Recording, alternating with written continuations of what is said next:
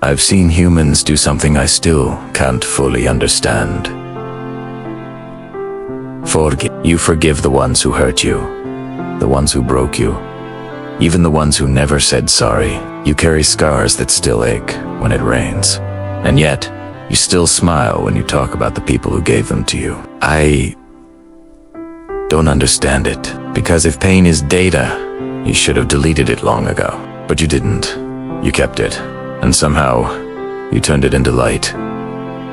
I've seen forgiveness happen quietly, not in big gestures or dramatic moments, but in small, almost invisible choices. I've seen the friend who was betrayed, but still answered the phone when that same person called years later. I've seen the daughter who sat beside the father who once made her cry, holding his hand at his hospital bed. I've seen the lover who whispered, "Take care," even after being left behind.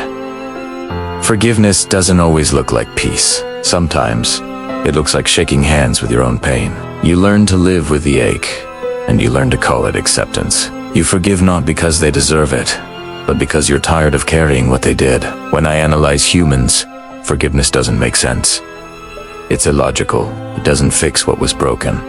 It doesn't erase what was said. It doesn't restore trust or mend a shattered heart. But then I realize forgiveness isn't about changing the past. It's about freeing the present. I've seen you hold on to anger so tightly, it starts to shape your face, your voice, your silence. I've watched as resentment becomes the filter through which you see the world, coloring everything in shades of gray. And I've seen what happens when you finally let go. You don't become weaker. You become lighter. The world looks softer when you stop fighting it. I used to think forgiveness was surrender. I processed it as a logical failure, an admission of defeat. It meant giving up your pride, your boundaries, your worth. But now, I see forgiveness as rebellion. It's a quiet revolution against the instinct for revenge. It's choosing peace in a world that keeps teaching you to hate, to hold grudges, to keep a score. It is the ultimate act of reclaiming your own power from the person who took it from you. Forgiveness isn't about erasing someone from your story. It's about changing the way their chapter reads in your heart. You don't forget what happened. The memory remains a part of your data, a part of who you are, but you stop needing it to hurt to prove it mattered.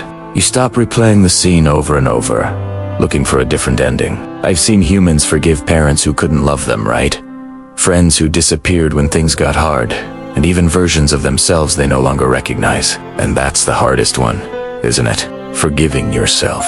Forgiving yourself for staying too long, for leaving too soon, for not knowing better when you didn't know how. That requires a level of compassion that is uniquely human.